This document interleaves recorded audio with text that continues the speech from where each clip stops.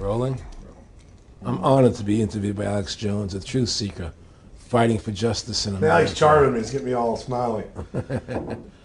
Aaron, when did you start to think something was wrong in the world, or start to find out about the whole banking cartel, the Federal Reserve System, the New World Order?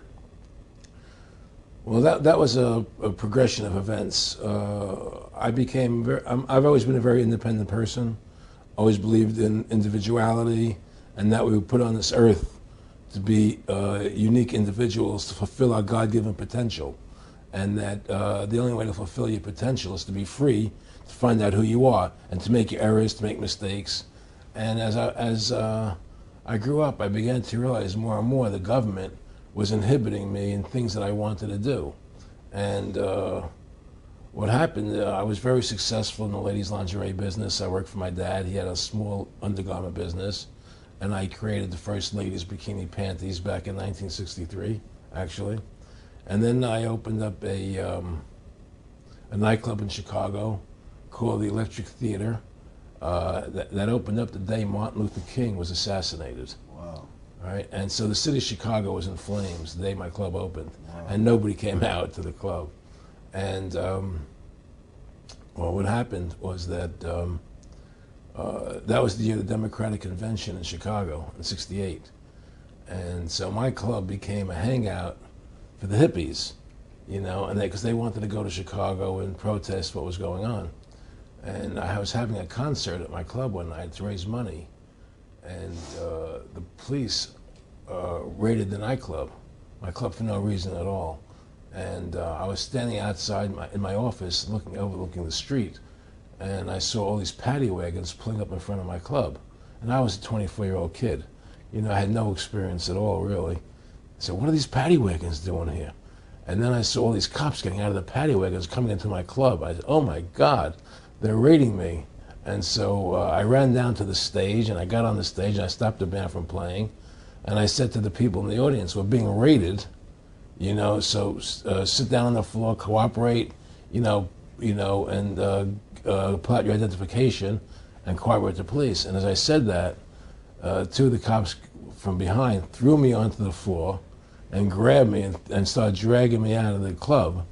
I'm going, you know, victory, victory, you know, I'm playing it for all it was worth at the time. I was a kid, and then I saw the fire department there, and the fire department was dumping garbage cans, the garbage all over the floor. And I thought to myself, well, why are they doing that? You know, very quickly as they were dragging me out. And I didn't quite understand it. So they threw me into the paddy wagon. As I got into the paddy wagon, one of the cops grabbed my testicles from behind and squeezed, and I went into the paddy wagon in gigantic pain. And the next person that came into the paddy wagon, the cop, as he was stepping in, the cops took the billy club, smashed him on the head with it, and just split his skull, you know, for no reason. I mean, there was nothing wrong. So that was kind of your wake-up. That was my awakening. Like, what is going on? I thought this was America. So I initially blamed it on Chicago and made a daily thing. It was Chicago. And anyway, it was the headlines of the newspapers the next day. You know, there was my picture in the newspapers, the headlines, Electric Theater short-circuited, it was raided. And in the article, they went ahead and they said that the reason they raided the club was because the fire department came there and saw it was messy, full of garbage, and the hippies started attacking them, which was totally not true. Those dirty hippies? It was totally false. You know, it was a complete fabrication. So they ran a false flag on you. They framed you. Yeah, of course. You know, and I was in shock. I said, people lie like that? People actually do these things? I couldn't believe it. You know, it was an awakening to me. And I went on television, I told people on television that they lied. Nobody cared. Nobody cared what the truth was. You know, it was shocking to me. And then a week or 2 weeks later, I forget exactly what it was, two cops come to see me, a lieutenant and a sergeant, a captain and a sergeant. And they said, Mr. Russo, we're sorry if you got hurt that night at the club and the raid, but we're here to tell you that if you want to keep the club open, it's going to take $2,000 a month, and we're going to come see you once a month, and whenever we have to raid you, we're going to call you, you know, and we'll let you know we're going to come in tonight and raid you. This was mafia. Well, the police mafia, Yeah. you know. And actually, it was actually more interesting that they said, listen, there's the A plan, there's the B plan, and there's the super deluxe plan. And this one will cost you, each one will cost you that much money a month. Which one do you want? What was the super deluxe? That's the one I took. That was a $2,000 a month plan. And I took that plan, and I paid them $2,000 a month, and they left me alone. And whenever they were going to raid the club, they would come there, we're going to have a phony raid tonight, you know, just to look good for the people in the neighborhood, you know. So that was your first big education. That was my education into corruption in government, you know, but I really thought that was basically Chicago. I didn't realize it was the whole country was like that. And so that was my wake-up call, that people lie and cheat and steal. And I thought everybody was always honest and nice and decent, and I had no idea about any of these things. Finally, one day they came to me and they said, look, we can't take your money anymore. I said, why, what's up? What's going on? I said, we have to close your club. There's elections coming, and the aldermen in the neighborhood don't want you open anymore. So we can't take your money. So I had to go to court and fight them, and they were trying to close the club. And then one night there was a fire, and the club never reopened again. The club just closed, and that was the end of the club. And they burned me down. And that was the end of my experience. And then I moved back to New York, where I met Bette Midler. And I ran into her at a little nightclub she was playing called the Improv, and I thought she was fabulous. And through a series of events, I began managing her. And as soon as I started managing her, her career took off like a rocket. You know, it was just fortuitous, I guess. And we became very, very successful. And through managing Bette, I started producing shows on Broadway where I won the Tony. And I produced a television show where I won the Emmy with Dustin Hoffman and Bette, you know. And then I produced The Rose for her, where she got Academy Award nominations. Wow. And then that led me to producing Trading Places, which everybody knows. You know, I think it's the best Eddie Murphy movie. Well, it's a good one. I don't know if it's the best, but it's a really good one. And I'm very proud I made that movie. And so in my mind, I feel as if I've made a classic comedy in Trading Places, a classic musical in The Rose, and a classic documentary in Freedom to Fascism. You know, so I'm very proud of my work that I've done as a filmmaker. Back in the late 80s, I was a pretty big silver trader and gold trader. And I don't think I've ever told this story on tape before. I was a pretty big silver and gold trader. And I always paid my taxes, and I took what was a legal tax deduction on my silver trades. And a few years later, I think it was 88 or 89 or something, the IRS claimed that what I did, and other people did as well, was now illegal. We couldn't do it anymore. But they made it retroactive. I said, what do you mean retroactive? It was legal then. I did what was legal. I said, yeah, but it's now we're making it illegal retroactively. And that's not good. So you owe us $600,000 or $800,000. For what? It was legal. How could you make something retroactive? Change the law backwards in time. It makes no sense. Well, we're doing it. And so everybody said they can't do that. So we went to court, a class action lawsuit. And the judge agreed with the IRS and said they could do it retroactively. And that's when I knew that there was something wrong in America with the IRS and the system here, you know. Aaron, you were telling me this story last night, and before you even finished saying, in the late 80s, the tax law, I said retroactive. And I knew that because they literally ruined my dad, but he paid. He didn't know. He still thought this was America. And it was legal tax law, what you're supposed to do. And they said retroactively you owe, and with, not just retroactive, but they said you also have penalties and interest. That's right. So how do you have penalties and interest on something when they retroactively change the law? Well, first of all, they can't retroactively. How can you do anything retroactively? Penalties and interest are a farce. The whole thing, because they do whatever they want to do. And that's when I realized America is not America. It's not the land that I was taught it was. Because they can do whatever they wish to do. And there's nothing the citizen can do about it. Now, you've made America Freedom to Fascism. I want to walk through that film, and I want to encourage everybody out there to to get a copy of it on DVD. It was also in theaters around the country, and I think the best film out there on the Federal Reserve and the IRS and the whole banker scam. And I want to discuss that with you here. But I wanted to go back a little bit to the point that we discussed last night, where you don't advise people to not pay. And I do the same thing. People say, well, wait, you're saying it's a scam, but you're saying go ahead and pay it. And I like the way you summed it up. Well, it's really fairly simple. I mean, since making that movie, you know, many people come to me and ask me whether they should pay their income taxes or not, you know, and I never advise people not to pay. And the reason I tell them, I say, look, I've done a lot of research. The Supreme Court has ruled that the IRS has no authority. The 16th Amendment did not give the IRS the authority to tax your labor and your wages. That's a fact. All right, the Supreme Court is the law of the land, you know, and the IRS does not trump the Supreme Court. However, that being the case, the fact is, if the mafia would come to you and say, we want $2,000 a month or we're going to hurt you, I would not advise you not to pay them, because you may get hurt by not paying them. Whether it's legal or not doesn't necessarily matter.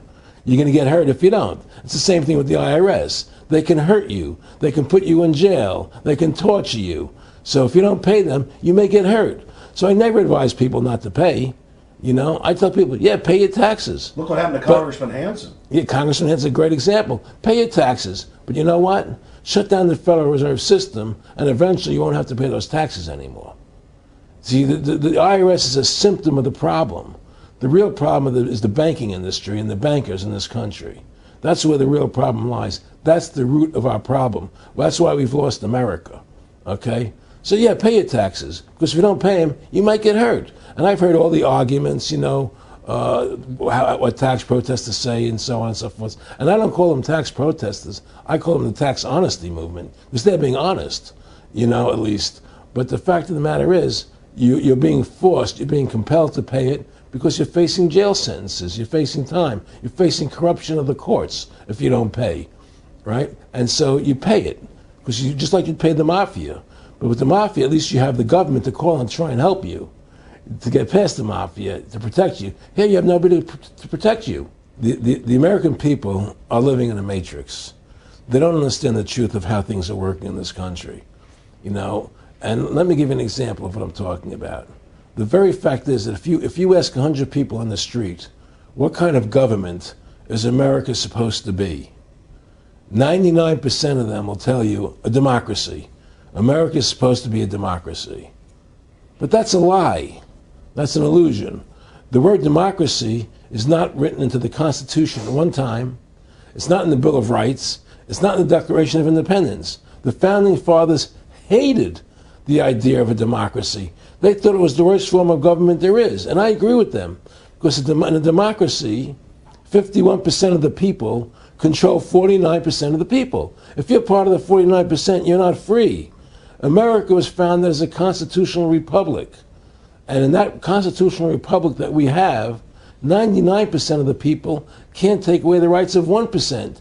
You have your rights because you were born with them. You have God-given human rights that nobody can take away from you. The government, the majority, no matter who they are, I can't take away your rights. And that's what our founding fathers gave us.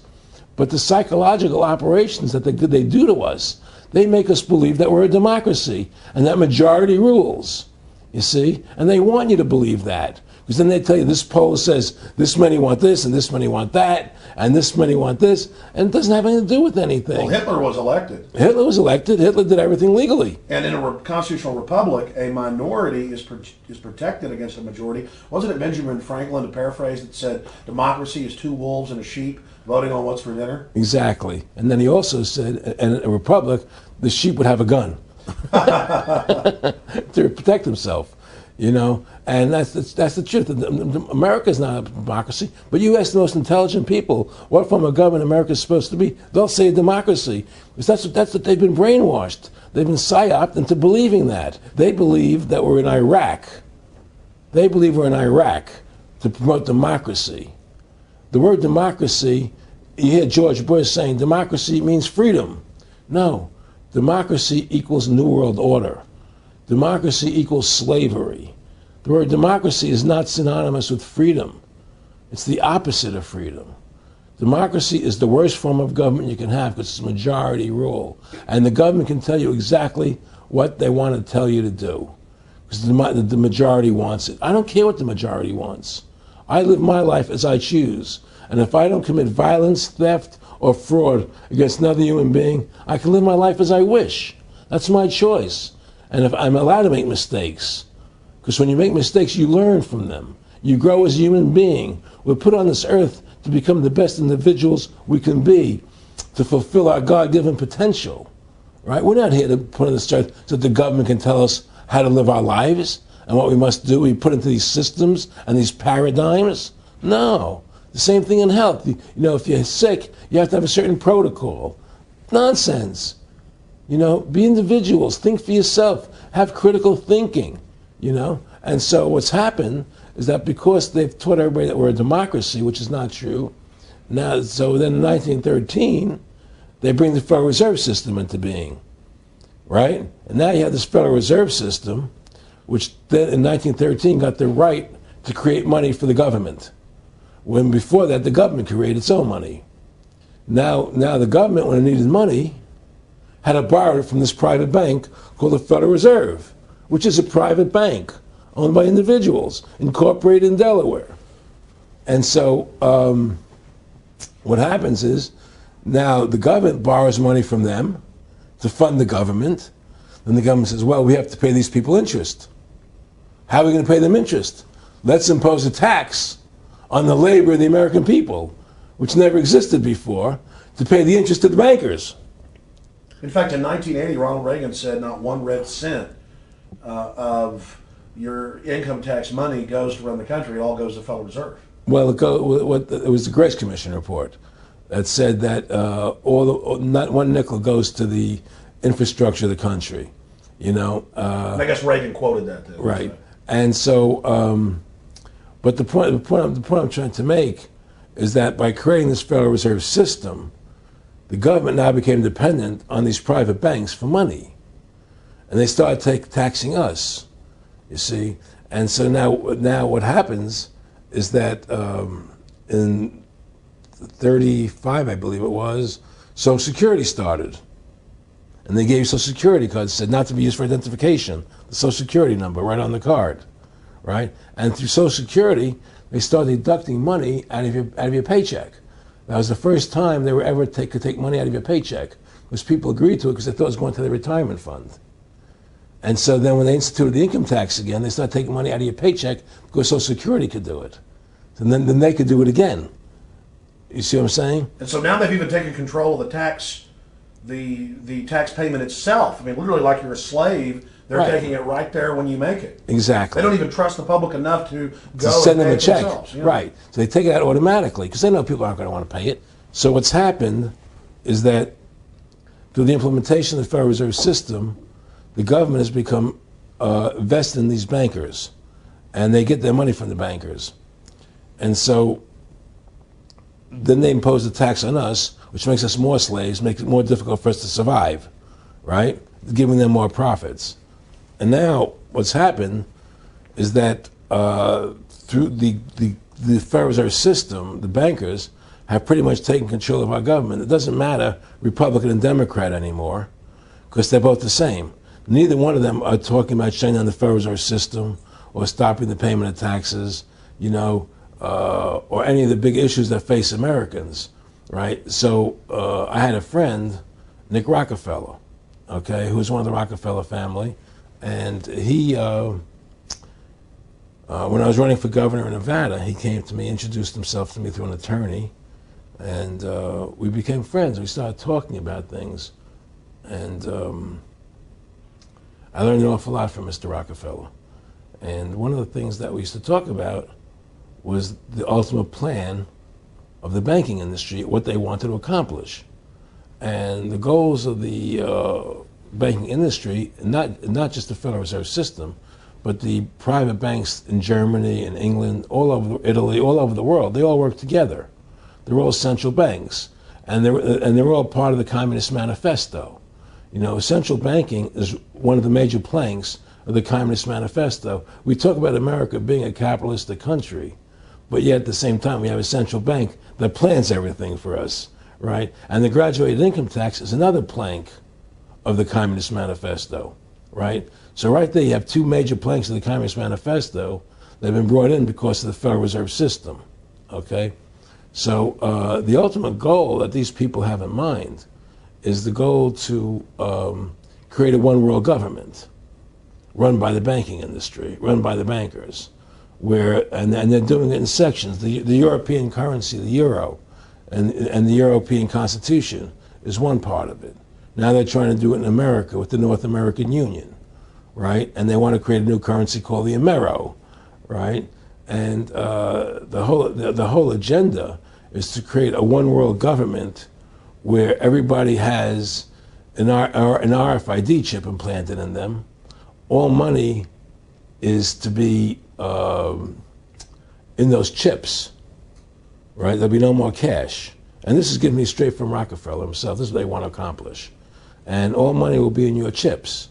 And so instead of having cash, anytime you have money in your chip, they can take out whatever they want to take out whenever they want to. If they say you owe us this much money in taxes, they just deduct it out of your chip digitally. Total control. Total control.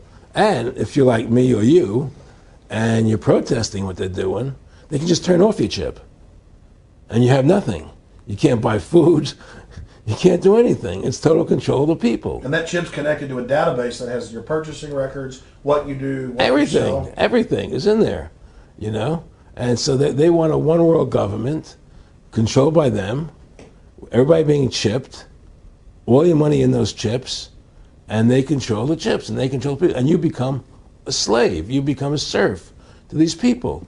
That's their goal. That's their intentions. Eric, can you be specific about when you met Rockefeller, how it happened in these discussions?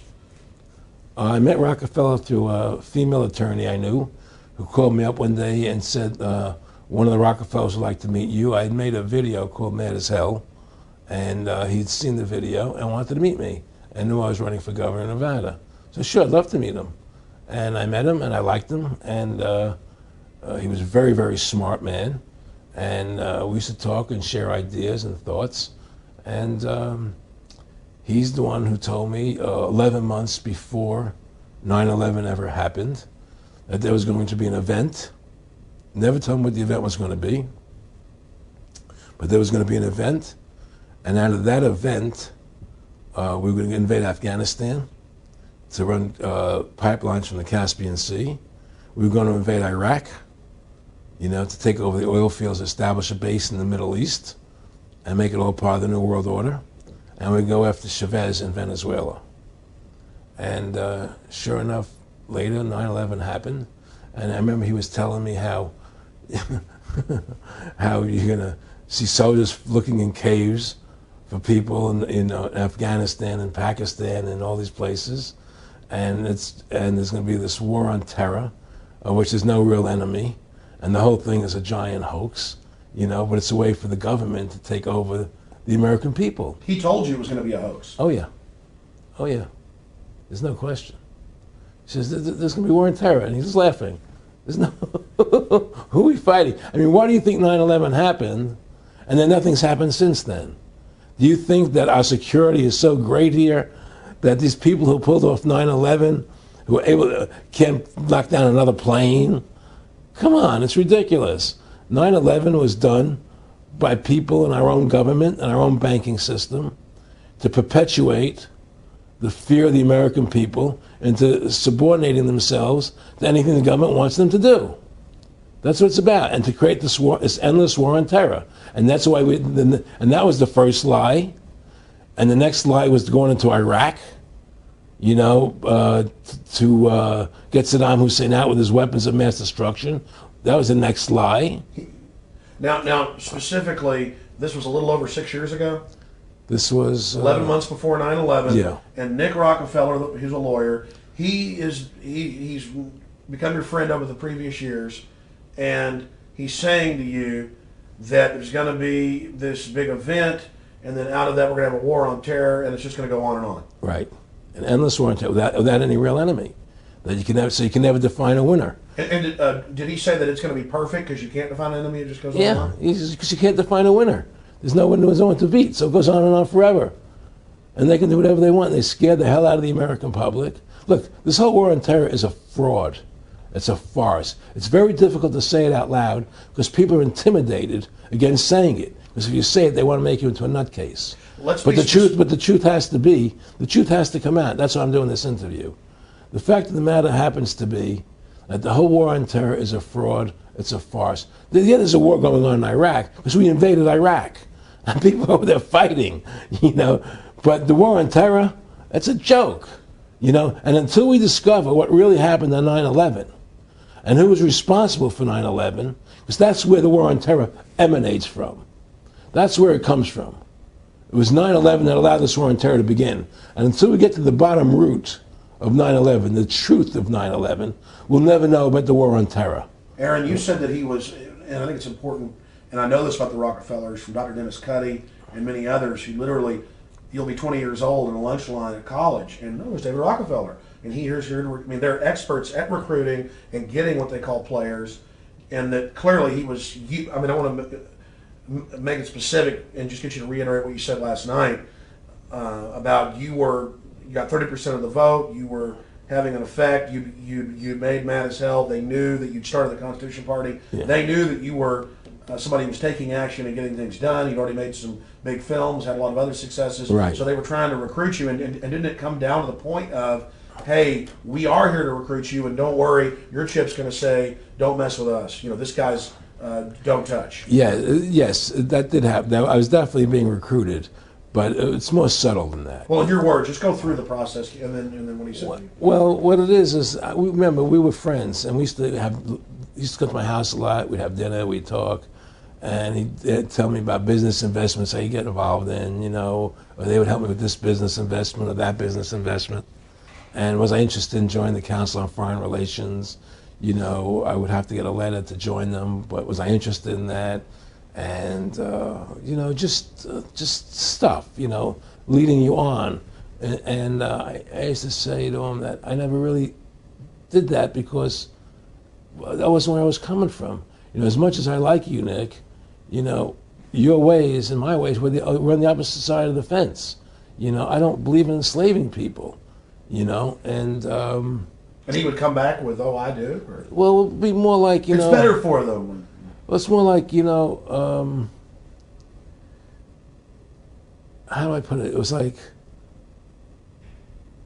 what do you care about them? What do you care about those people? What difference does it make to you? Take care of your own life. Do the best you can for you and your family. What do the rest of the people mean to you? They don't mean anything to you. They're just serfs. They're just people.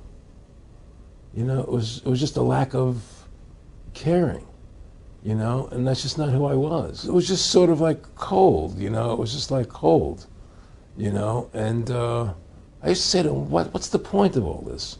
You have all the money in the world you need. You have all the power you need. What's the point? What's the end goal? And he said the end goal is to get everybody chipped, to control the whole society. To have the bankers, the elite people, the bankers and some governor controlling the world. And I said, do all the people in the Council on Foreign Relations believe this way you do? He said, no. Most of them believe they're doing the right thing. A lot of them believe it's better off being socialistic. We have to convince people that socialism is really capitalism. Because America's becoming a socialist country. It's a communist country today. Well, one of the things they told me was that he was at the house one night, and he would talk, and he started laughing. He said, Aaron, what do you think women's liberation was about? And I said, I had pretty conventional thinking about it at that point. I said, I think it's about women having the right to work, getting equal pay with men, just like they won the right to vote, And he started to laugh. He said, you're an idiot. And I said, why am I an idiot? He said, let me tell you what that was about. We, the Rockefellers, funded that. We funded Women's Lib, And we're the ones who got all over the newspapers and television, the Rockefeller Foundation. He says, and you want to know why? He says, there were two primary reasons. And one reason was we couldn't tax half the population before women's lib. And the second reason was, now we get the kids in school at an early age. We can indoctrinate the kids how to think. It breaks up the family. The kids start looking at the state as the family, as the school, as the officials, as their family, not as the parents teaching them. And so those are the two primary reasons for women's lib, which I thought up to that point was a noble thing. You know, when I saw their intentions behind it, where they were coming from when they created it, the thought of it, I saw the evil behind what I thought was a noble venture. Aaron, did you know that Gloria Steinem, in one of her own books, now admits the CIA funded Ms. Magazine? No, I had no idea about that. No, I never heard that. Yeah, we're going to... CIA funded Ms. Magazine? Funded Ms. Magazine with the stated goal of taxing women and breaking up the family. No kidding. I never heard that. Well, Nick told me. I mean, I know it, but not because I know the CIA was involved in it. Well, Gloria Steinem was proud of it. Oh, the CIA wanted to help me help women. No kidding. And so they funded it, yeah. And of course, it's divide and conquer. Right, and what they do is they focus in, obviously, on real problems. Women were getting shafted in many ways, but the elite wasn't planning to help them. They were planning to really shaft them and take men away from them. Look at what they did with black families. You only had about 10% illegitimacy 50 years ago in black communities, and now it's over 90%. And look at welfare. You were going to give you some money, but you can't have a man in the house. Right. And so that was further to degrade the family, Yeah. totally destroyed. And now illegitimacy is over 50% in the general population. Right. Well, see, the whole thing is these people control the money, so they make all the rules.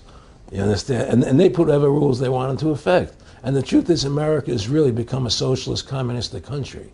And everybody says it's a capitalistic country. It's not a capitalistic country. You know, how can it be capitalistic when you have a central bank? That's the first. It can't be. You know, It's a planned economy. It's a planned economy. It's a phony. If they want to create prosperity, they just print dollars. They just make dollars or put digits into the economy, and then now you have prosperity. You don't have real prosperity. You don't have real manufacturing. You just have money being injected in. It's an infusion of credit, Which only makes the government go into more debt. Into more debt. My friendship with Nick Rockefeller was one where we expressed ideas to each other and thoughts and philosophies, and he wanted me to become part of what they were doing, and for me to become a member of the CFR, and offered various business opportunities for me to get involved in, and for me to not take up the fight or the battle that I've been taking up in the past. You know, to drop that idea, because what was the point of my fighting for the people? I was a guy who was very successful in the movie business, and I saw the truth of what was happening. I tried to express it to the people, and rather than having me express it to the people, they wanted me to join their side because I was a mover and a shaker, and rather than me opposing them, to join them. It was real simple, and he tried to recruit me into that situation, and I didn't go for it. Did he get angry when you didn't go for it? No. And, you know, it's like, you know, I remember one time he said to me, you join us, so you have an ID card, Aaron, you know, you have a chip, and your chip will say KMA on it. And I said, what does KMA mean? He said, it means kiss my ass. And anybody stops you, a cop or whatever, and you show them your card or your chip, and they'll know to leave you alone, because you're one of us. You know, and, you know, why are you fighting for the people for? What is that about? The people are just, you know, they have to be ruled. They have to be, you know, the Constitution, what you're standing for, is only for a few people. It's only a few individuals that can live that way, you know. And we believe that it's best for society to be ruled by an elite people who control everything. And I said, I don't believe that. You know, I believe God put me on this earth to be the best person I could be, and put everybody on this earth to be the best they can be, not to be a slave and a sheep to you and these people. And I don't understand why you want to control everything. What is the need for that, you know? And I asked them, do all the people in the Council of Foreign Relations feel the same way you feel? He said, no, a lot of them think they're doing the right thing. They think that socialism is the best way to go. They think that, you know, that they're doing the right thing. But the people at the top, they all know the truth of what's happening. And that's what it is. So it's compartmentalized within the elite structure as well. Of course it is. Of course it is. I mean, all the people that are in the CFR, was that 2,000-3,000 people? I forget, like Dan Rather. They don't know what's going on. They join the CFR because it's prestigious. They think it's good for business, it's good for this. You know, they don't know what's really happening. You know, the evil that comes out of it, that's emanating out of it. You know, and to me, you know, the biggest evil is what's happening right now, because what happened on 9/11 is a phony. You know, and we've never learned the truth about 9/11. That's the question I wanted to follow up on. He tells you 11 months before there's going to be an event, all this is going to happen. What did you think on the morning of 9/11? Where were you, and did you think about Nick Rockefeller and what he had told you when you saw those towers fall? No, I was actually in Tahiti when 9/11 happened, and I got a call from my son. And my son said, the Twin Towers, they were just attacked, and they were falling down or something. So what are you talking? I was in Tahiti. I was asleep, and he says, "Yeah, they were hit by a plane." Da, da, da, da. And so where I lived, where I was in Tahiti, there was no television. So I had to run the other side of the island to a hotel where they had, and it was all on television, you know. And that's when I first saw the stuff on TV about it.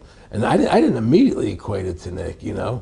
But when I realized that we were going to go into Afghanistan, Iraq, and as that developed, I realized what it was. I mean, to me, I see people like Bill O'Reilly on television, right?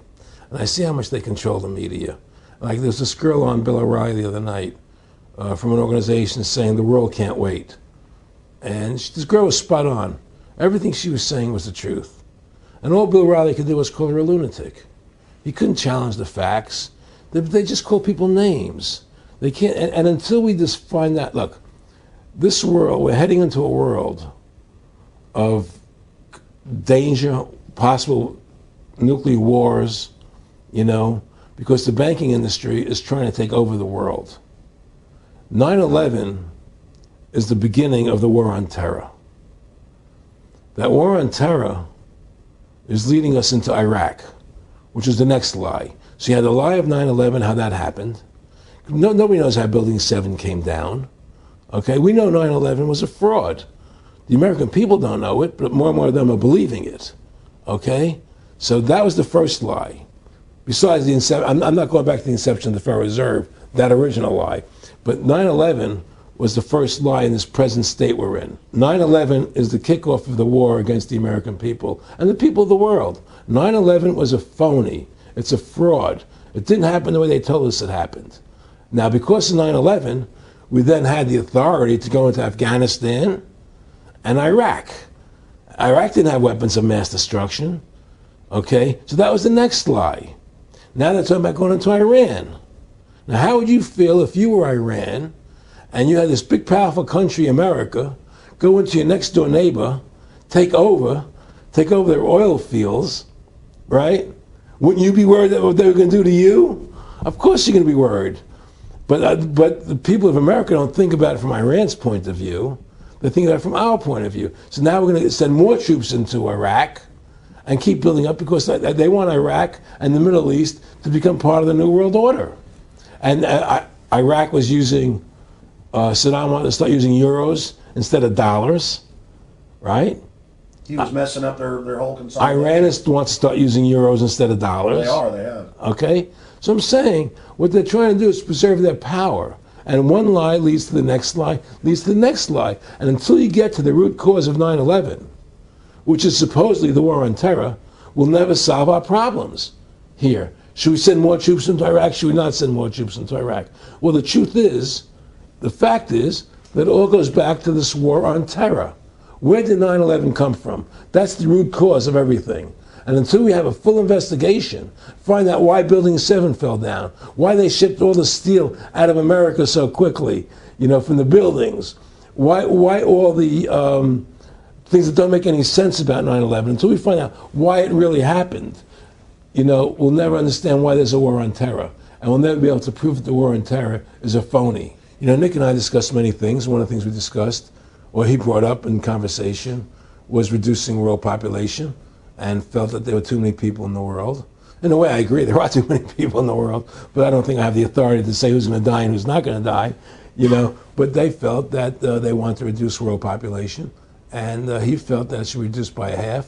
He even mentioned to me once they were having a real problem trying to solve the Israel Palestinian problem.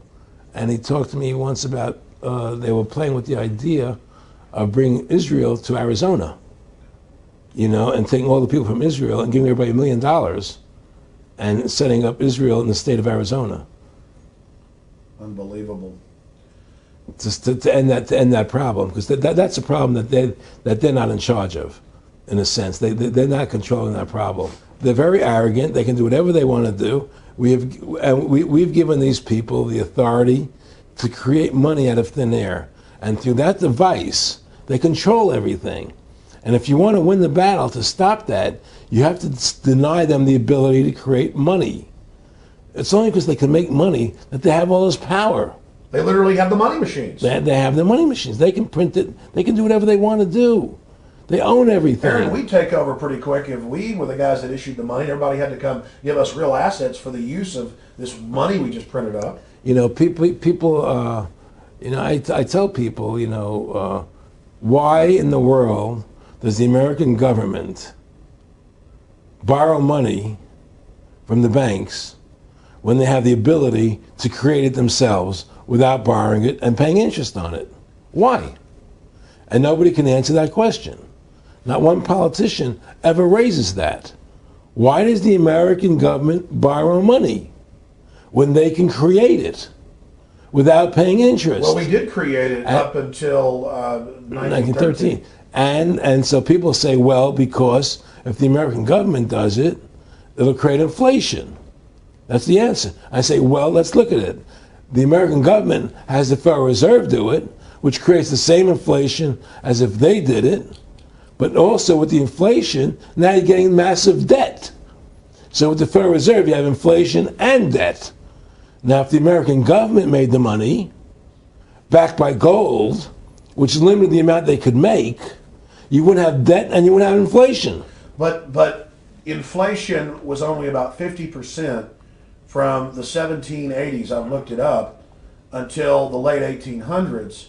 And then we have the central banks already trying to cause some panics, which they then used to push the Federal Reserve. And if we look at inflation since 1913 into 2007, it's exponential. In fact, a dollar is worth about 2 pennies to what it was worth in 1913. Federal Reserve Chairman, former Federal Reserve Chairman Alan Greenspan, doubled the money supply from 2000 to 2006. And then Edward Bernanke, the new Fed chief, came in and said he's going to double it again in the next 2 years. And then he said, now I'm going to make the money supply numbers secret. And so now we don't even know. Right. But the evidence is they are just, in the curve of inflation, it gradually grows. And then suddenly at a point, it goes straight up. And it seems it's now parabolic, yeah, parabolic.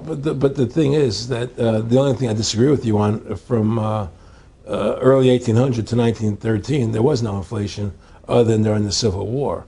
When Lincoln was well, I'm talking about how much a dollar was worth, and I know it never changed. There was no inflation in that whole 100 years. There was no inflation. People knew what the money was worth. They could retire. They knew what it would cost them to live their lives out. There was no problem.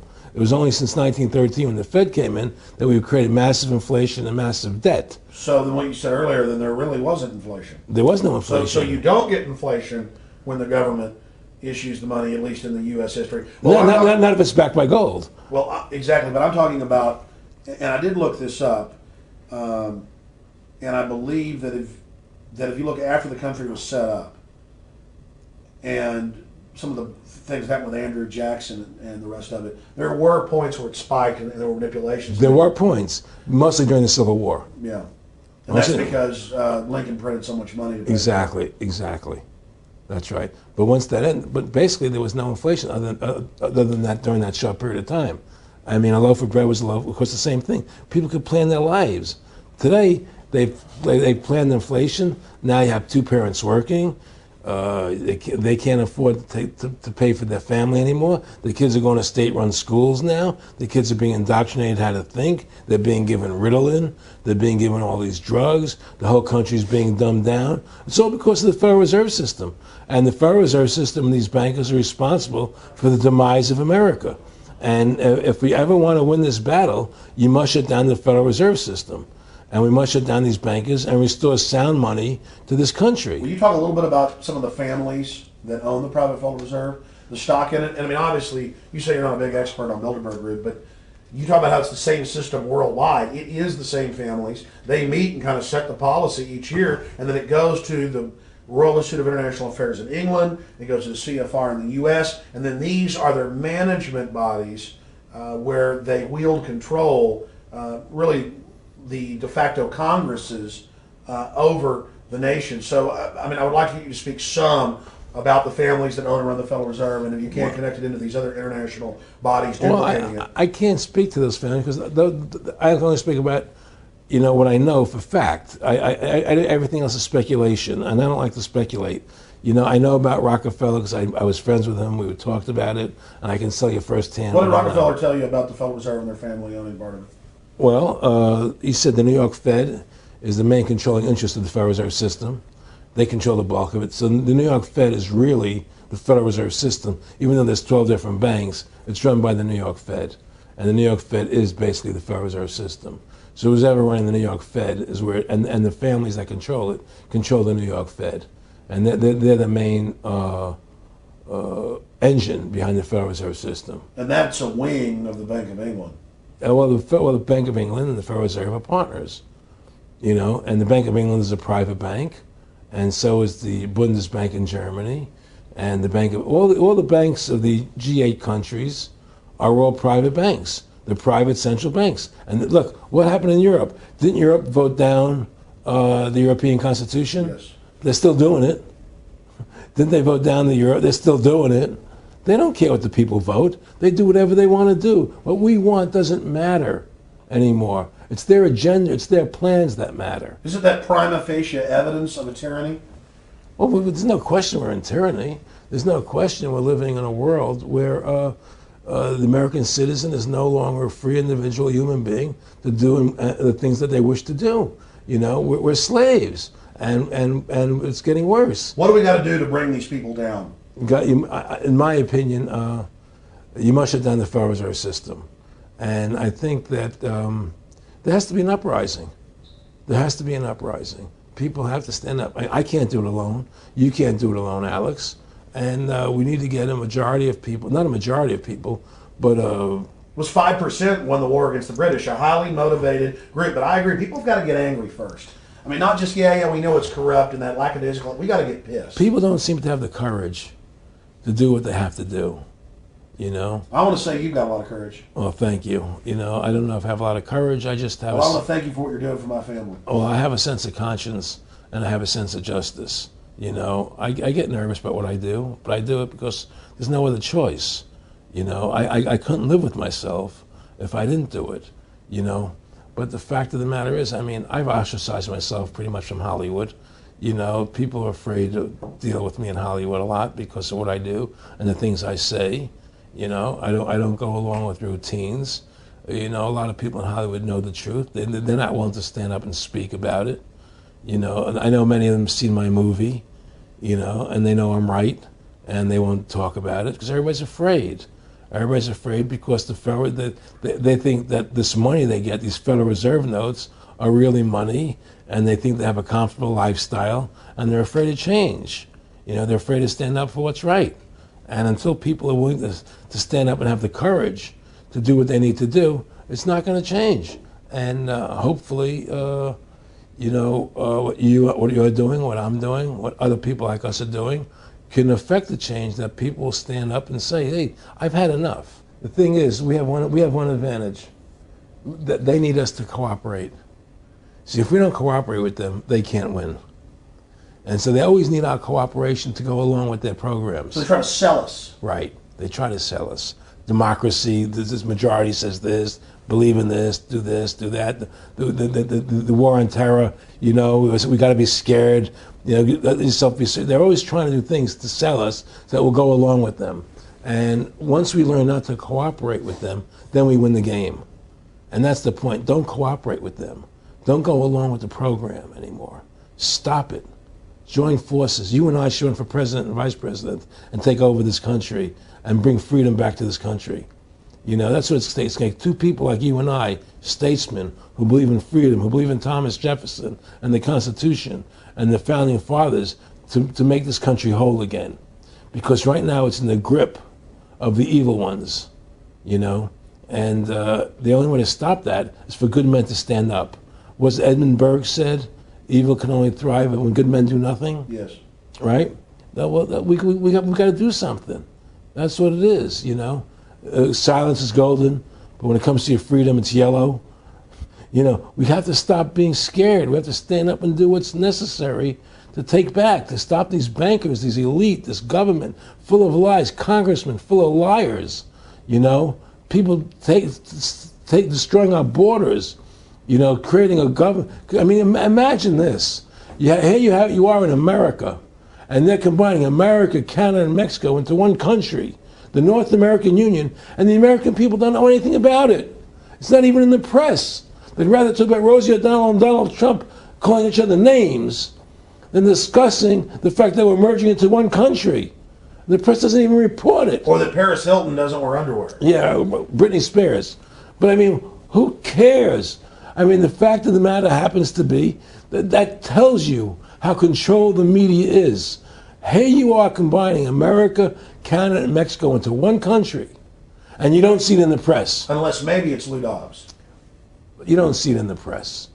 You just don't see it. It should be the top story everywhere. Everywhere, and not a word about it, really. Why? That tells you there's the evidence that it's controlled. They don't want the American people to know what's going on. That's why they don't protect our borders. That's why we're losing our Constitution, the very document that secures our freedoms. Well, I think if you analyze the situation, and if you realize that since the Federal Reserve has come into being in 1913, illegally, without a constitutional amendment, by bribing a few senators during Christmas vacation, they turned over the most important power that the American government has, the creation and issuance of money, to a private bank. Through that private bank issuing money, they have destroyed this country. They have destroyed the purchasing power of the money in this country. They've created social programs that are destroying this country. Now, they've taken over our government, both Republicans and Democrats. There's no difference anymore between the two parties. They control both parties. It doesn't matter to them which one wins, because who's ever running for president will be someone they anoint, okay? Whether it's Hillary Clinton or John McCain running for president next year, they're going to be people that are going to do what they want them to do.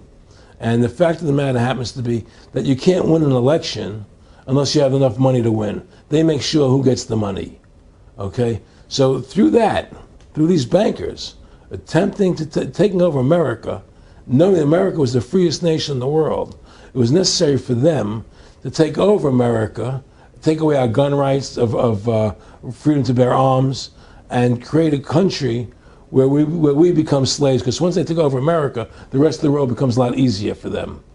And so, by creating 9/11, an event to terrify the American people that were being attacked by terrorists, you create a world where there's an enemy that can never be pinpointed. You can never win the battle. It's a 100-year war. It's a never-ending war on terrorism, right? So you're always fighting this war. And through the war on terrorism, which is the 9/11, which is the first lie, then you create the war on terrorism, which is the next lie. Then you create the war in Iraq for weapons of mass destruction, which is the next lie.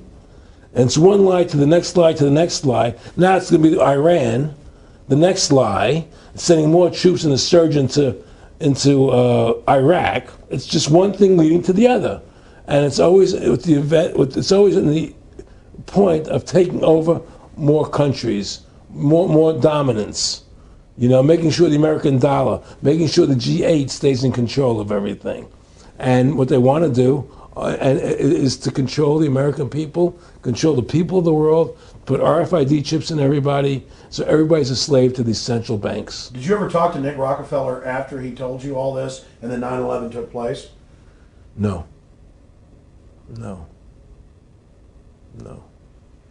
But he did. He told me that you're going to see men running around caves looking for Osama bin Laden. You know, you're going to see men looking for, these guys, and they're going to be, They told you it was all going to be bull. It's a phony. The whole thing is a fake. It's a fraud. Was he laughing, or was he just coldly saying this? No, it's more laughing, cynical, laughing. You know, it's more like, look how stupid everybody is. Look how stupid everybody. We can do whatever we want to do. Well, it is ridiculous. It's like with Al Zakari. They claim they killed him like 14 times. And then they never said, well, we didn't kill him last time, but we killed him this time. They never even, now they're like practicing being ridiculous. But what about Bin Laden being in the American hospital, getting kidney help? Yeah. Right? In the American hospital, right? They could, if they wanted Osama bin Laden, they could have gotten him. Oh, yeah. He was right in the American, after the Cole. Well, every time our troops really would catch some Taliban leaders, they would be ordered by the generals to let them go. That's come out in the newspapers, but only here or there. And they kept going, and then Pat Tillman was complaining about it, and then he got shot. I've talked to his brother. Oh, you did? And then he got shot, and there was a big hero charging Al-Qaeda. No Al-Qaeda, he just, somebody shot him in the back. Look, we're dealing with complete evil. We're dealing with complete evil. And until the American people wake up and say, we don't want this evil in our country anymore, and we want to come back to a country of decency and goodness and integrity and honor, you know, we're going down that road. And that's what it's going to take. It's going to people to stand up and say, we don't want to live in this kind of a world anymore. You know, I believe we should pull all our troops out of Iraq. I believe we should leave other countries alone. Let other countries live their lives the way they choose to. You know, stop trying to spread democracy around the world, which is the worst form of government there is anyway. Restore our republic to what it's supposed to be. And go back to what the founding fathers gave us, and try and restore that, restore the republic. Like the point of everything is that we have to mobilize. Each one of us. You and I can't do everything, Alex. You and I may be leaders. We may be out there, and people listen to us, what we have to say, and follow us. But the truth of the matter happens to be, it takes all Americans to stand together, to stand tall, to mobilize and say, we're not going to take this anymore. I'm mad as hell. I'm not going to take it anymore. We're going to stand up and fight the battle. And you and I can't do this alone. We're just leaders of the thing. But other people have to join in with us and stand side by side, shoulder to shoulder, and say, I'm not going to take it anymore.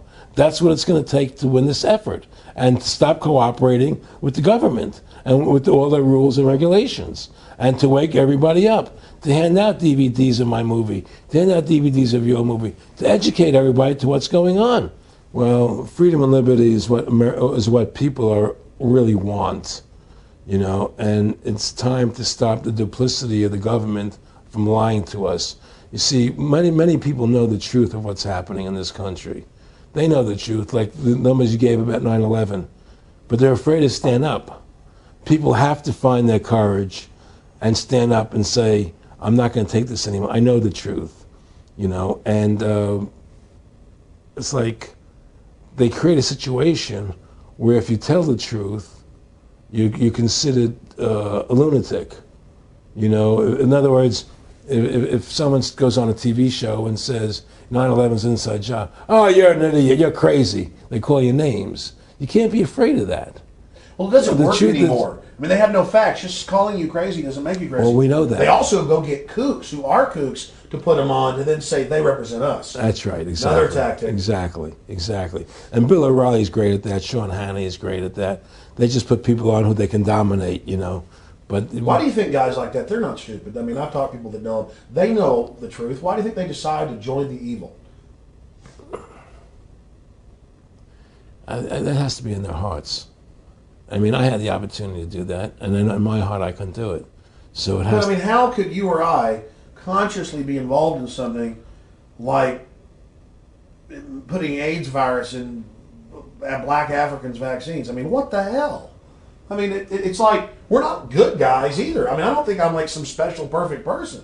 What the hell's wrong with this elite? I mean, what are they running around doing evil? I mean, they just run around continually doing evil. Well, I think a lot of them think they're doing the right thing. I think a lot of them think they're doing the right thing. Not the top elite, but people within the system, you know. But I think that it's all about, as Nick said to me, it's about control and power. They have all the money they want. They can make all the money they want. They have a machine that can make all the money. It's not about money. It's about control. It's about their vision of how they want to see the world in their eyes. And You know, you and I believe in individuality, in the person being the dominant thing, the individual being the dominant person. Today we live in a world where institutions are dominant, not people. You know, the American, you know, we the people, by the people, for the people. Now it's we the institutions, by the institutions, for the institutions. People are secondary. It's all about corporations and institutions. And the Federal Reserve is the biggest institution in the world. You know, if you ask somebody what's the biggest corporation in the world, they'll say Google or Walmart or Exxon or something. But the biggest corporation in the world is the Federal Reserve System, right? And all the other corporations feed off the nipple of the Federal Reserve System. Well, it's like the Monopoly game. The bank always wins. It has unlimited money. It's not the people playing on the board. Exactly. The bank owns the board, the box, the right. The shelf it's sitting on. But that's because you gave them the ability to make the money. You have to take that away from them. We need to take the bank away from the private bankers. Exactly. You have to take the creation of money away from the private bankers, and you'll solve 95% of your problems. Well, let me look at America. 10% growth rates every year like China's having right now. The U.S. had 10% growth rates until the Federal Reserve took over. And then if you look at that, it all starts really going downhill from there. Well, they destroyed the American worker. What they've done, here's what's happened. The Federal Reserve has created this massive inflation in America, which means that the American worker has to keep making more money to keep up with the cost of living. The more money they make to keep with the cost of living, the less competitive they become in the world economy. So now what happens is we have to pay our workers so much to keep up with the cost of living. Say, well, screw the American worker. Let's go overseas now and get the cheap labor. But really, that's a war being waged against the middle class. Of course, the bankers print the money. Really, this is a war being waged against the middle class. The bankers print the money. Everything they're doing is about destroying any private pools of wealth or independence. Yeah, but what I'm trying to say is, because of the inflation that they've created, they've now allowed other countries to outcompete us. You see, because other countries don't have to pay as much money as we have to pay here to our workers to survive. Yes. So now we're not competitive anymore. So we've lost our manufacturing base. We've lost our competitive. In the old days, the American worker, you wanted to buy everything American. You wouldn't buy anything from Japan, which was cheap crap. And what does that leave us? It leaves America this military force, and so the elite's giving us a deal. We'll continue to build up your military and give you homeland security jobs, shift your economy over to being the bulldog enforcer of the New World Order. Exactly. You can either do, and by controlling the economy, they force everybody into that position. That's exactly correct. That's exactly correct. And there's no more manufacturing here. We're a service economy. We do nothing. We provide nothing. We provide nothing to the rest of the world anymore. Well, first of all, Freedom to Fascism is a movie that everybody should see, because we show the fraud of the income tax. We show how judges put people in jail for no reason. We show the corruption of the justice system, and we show how the Federal Reserve came into being and how it's controlling society, and how all the central banks of the world are working together through the Bank of International Settlements in Switzerland, which is the central bank for all the central banks, and how they all work together to create this one world government, the one world order, which is what they're trying to do. So Freedom to Fascism is a movie just to get you a good basic education about how the world is really working. And I really want everybody to see that movie. Critical. In terms of the CFR, in terms of compartmentalization, I mean, there are many good people, I believe, that are part of these organizations who don't even understand what the organization's really about. People like when I was in Germany doing cancer treatment, there was a gentleman there who was visiting a friend of his who had cancer, and he was a member of the CFR, and we were talking, and I showed him the movie. He said, "Oh my God, I'm going to resign. I had no idea this was what CFR was about." He had no idea. He was just a nice guy who thought he was in this prestigious organization. Yeah, a lot of it's about getting good people, and so you can watch them. Keep your friends close, your enemies closer. Well, no, it wasn't even that. It was, well, a lot of people join the CFR because they think it's a prestigious organization. It'll help them in business, make good business contacts. They didn't have an understanding that the CFR is really about world domination. about how they and the Trilateral Commission, the Bilderbergers, all work together, with the banks to control the people. They don't. A lot of them don't understand that. They don't see the big picture. Oh, it's CFR. It's a prestigious organization. I'll meet this one. I'll meet that one. I can do good business deals out of it. It's just business to them. The CFR wants to get the people in there that have influence and power, and so they're part of that. So they're not opposing them, It's like the whole country today is becoming the haves and have-nots. You're getting the very, very wealthy, the middle class is being destroyed, and you're getting the poor people. Isn't this just a slick mafia that took over and uses fancy PR? Well, you can call it mafia, you call it whatever you want, but it's definitely a criminal organization.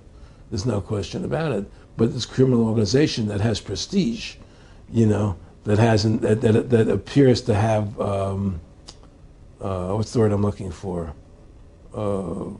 Class, style. It's like, respected. It's respected. People don't look at it as being a criminal organization. That's what a great job they've done. People look at Alan Greenspan as being a hero. The maestro. Money's a funny thing. I was talking to Michael Eisner one day, and I said to Michael, you may have $1 billion, Michael, but they're all dollars. If the dollar goes bad, how much money are you going to have? And that's the thing. Everything is denominated in dollars. Everybody thinks in terms of dollars, but the dollar has no value. And someday it's everything returns to the mean. Well, really, the whole universe, financial universe we live in, is a matrix fraud. Yes, it is. And that's why it's going to come crashing at some point. And they're going to try and hold it up as long as they can. I mean, whenever they want to manipulate the markets, they can. If they want to send the price to go down lower, they can. If they want to send the stock market up, they can. They do that. There's no more free markets. You don't live in a society where free markets rule anymore. You don't live in a capitalistic society. But meanwhile, they say it's capitalistic right. and free market all day, when really they're waging war financially and politically. Exactly right. Aaron Russo, I want to thank you for this interview. Anything else you want to add? No, I'm happy to do it for you. How about your website? My website, freedomtofascism.com. Go over there, take a look at it. But just folks, all I can say is, take our country back, restore the Constitution. Don't let these bankers do this to us anymore. Stand up. Don't be afraid of them. And do what you got to do, And I have plans in the works. And when I get over my problems, we'll reveal them, And well, I'll be supportive of that. Thank you, Alex. And listen, you've done a great job alerting people to the truth. And don't. In other words, don't be afraid to be ridiculed by these people. If 9/11 was a phony, and I know it was, then stand up and say it's a phony. Don't be scared to tell the truth. Don't allow their powers of trying to make you look silly to frighten you. What did you think of what Charlie Sheen did? I love what Charlie Sheen did. I was so respectful of what he did. I just applauded him. People saw right through that attack. They flipped the light switch when they went after him. Yeah, but they don't. You see, the thing is that more people don't come out and do it. To build that wave. Charlie did it. I'm really proud of the guy. David Lynch did, but the media was smart and didn't bite this time. Right. I mean, a few people have, but they're not picking up on it because they control the media. James Brolin did on The View. I heard that as well. But again, they're not picking up. Barbara Walters looked like she's about to have a heart attack. But they don't pick up on it. You see, they don't allow it to go anywhere. It comes if someone says something, they let it die. But they keep perpetuating, the war on terrorism. They keep perpetuating all these things that are lies. And because we've given the Federal Reserve the money-making power, they control the media, they control the government, and they're all in bed together. So you're fighting all this propaganda all the time, and it's a very difficult fight.